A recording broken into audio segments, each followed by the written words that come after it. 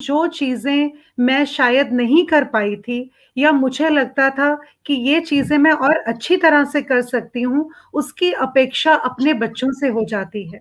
मेरी बेटी इस समय 9th क्लास में थी, बीच में मैंने नोट किया वो उसने मुझसे बात करना छोड़ दिया। कुछ भी मैं बोल रही थी शी यूज्ड टू रिएक्ट। फिर मैंने स्टडी करना शुरू किया प्रॉब्लम कहाँ है?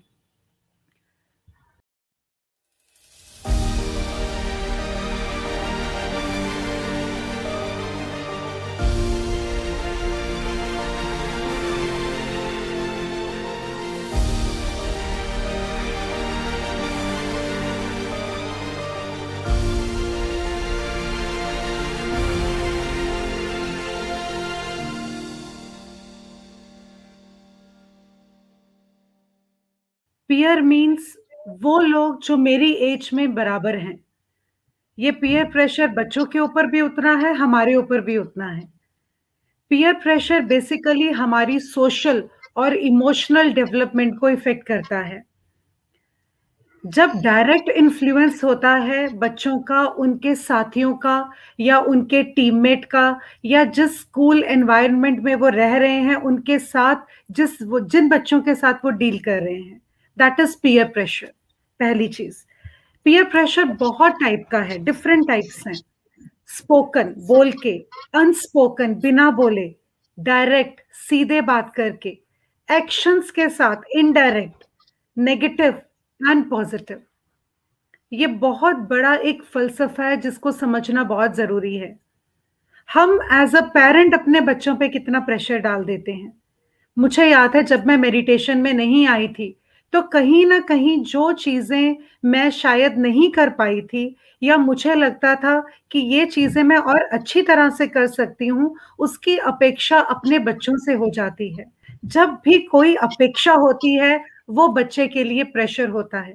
मेडिटेशन में आके पत्री जी से सीखा नॉन इंटरफेरेंस, तब समझ आई कि अपेक्षा कितनी मुश्किल वाली चीज़ है बच्चों के लिए। बहुत सारे अभी एग्ज़ाम्पल्स शेयर होंगे, लेकिन मेरे जो बच्चे के साथ प्रेशर आया वो बहुत डिफरेंट तरीके के था। शायद वो प्रेशर मेरे करके आया। बीइंग अ प्रिंसिपल, मेरी बेटी इस समय 9th क्लास में थी, ये मैं उस समय की घटना आपसे शेयर कर रही हूँ। बीच में मैंने नोट किया वो उसने मुझसे बात करना छोड़ दिया। 1 साल पहले मैं मेडिटेशन में आ गई थी, धीरे-धीरे मैं मेडिटेशन उनको भी सिखा रही थी, but she was not willing, उसको मेडिटेशन नहीं करना था। कुछ भी मैं बोल रही थी शी यूज्ड टू रिएक्ट। फिर मैंने स्टडी करना शुरू किया प्रॉब्लम कहाँ है? वो जहाँ भी रहती थी, जिस भी क्लास में रहती थी, मैंने रियलाइज़ किया कि उसका कोई फ्रेंड नहीं बनता था। कोई भी बात हो रही है, कोई भी ग्रुप बन रहा है, उसमें उसको इंक्लूड नहीं किया जाता था। कहीं कुछ जाना है, कोई पॉज़िटिव या नेगेटिव कोई भी तरीके की इमरजेंसी है या कुछ भी है, she was discluded, she was not included in that. Reason behind that she was the daughter of the principal. वो बच्चे उसको इसलिए साथ नहीं लेके जाना चाहते थे कि कहीं न कहीं हमारी हर बात इनकी मदर तक पहुँच जाएगी। और वो कितना कुछ प्रेशर, क्योंकि हर बच्चे को अपना साथी चाहिए, हर बच्चे को अपनी शेयरिंग चाहिए। वो बच्चा शेयरिंग अपनी माँ से नहीं कर पाएगा, जो एडोलेसेंट एज में वो अपने फ्रेंड से शेयर करेगा।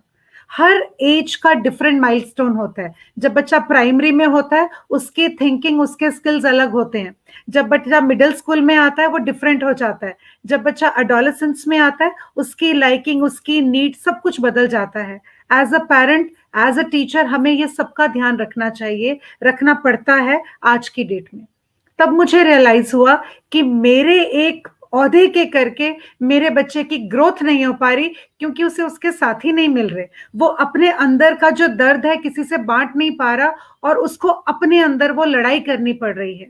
She was a very good singer in the beginning, लेकिन उसके गाने की क्षमता खत्म हो गई।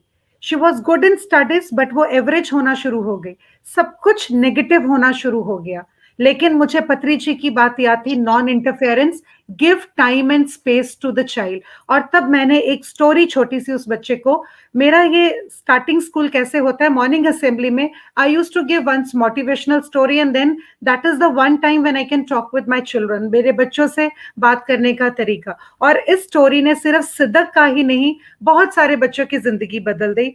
एक किंग थे, वो एक गार्डन में जाते हैं और अपने प्लांट से बातें करते हैं। वो देखते हैं आज मेरे प्लांट सब फॉल हो रहे हैं, गिर रहे हैं, मुरझा रहे हैं, फ्रस्ट्रेट हैं। तो वो ओक ट्री को जाके पूछते हैं कि आप क्यों मुरझा गए हो, आप बढ़ क्यों नहीं रहे हो? उसने बोला, जब मैंने पाइन ट्री को देखा तो मुझे लगा ये कितना लंबा हो गया, मैं तो लंबा ही नहीं हो रहा हूँ। उन्होंने पाइन ट्री को पूछा, आपको तो और भरपूर होना चाहिए, आपके लीव्स क्यों फॉल हो रहे हैं? उसने बोला, जब मैंने ग्रेप वाइन ट्री को, ग्रेप्स के ट्री को देखा तो मुझे लगा उसका ट्री ज्यादा सुंदर है। ग्रेप्स वाले के पास गए, कहते आप खुश क्यों नहीं है? उसने बोला, मैं इसलिए खुश नहीं हूँ, रोज का फूल बहुत सुंदर है।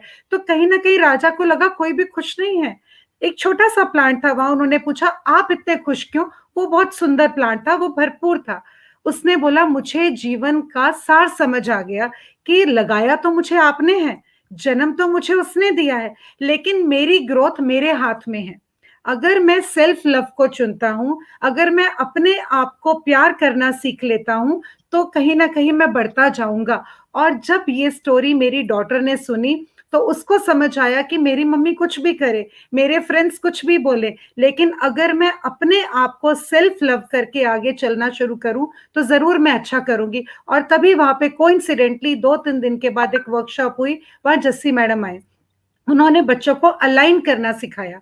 और सिद्दक ने जब अलाइन करना सीखा, और उस साल, to sum up, she became a very good singer. आज पत्री जी जब भी उसको मिलते हैं बोलते हैं आप गाना सुनाइए।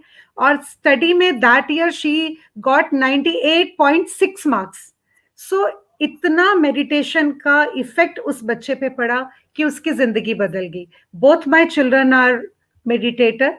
और आज जो भी बुलिंग होती है, जो भी प्रॉब्लम आती है, प्रॉब्लम्स आती हैं, life is like a heart beat, ऊपर भी जाएगा नीचे भी जाएगा।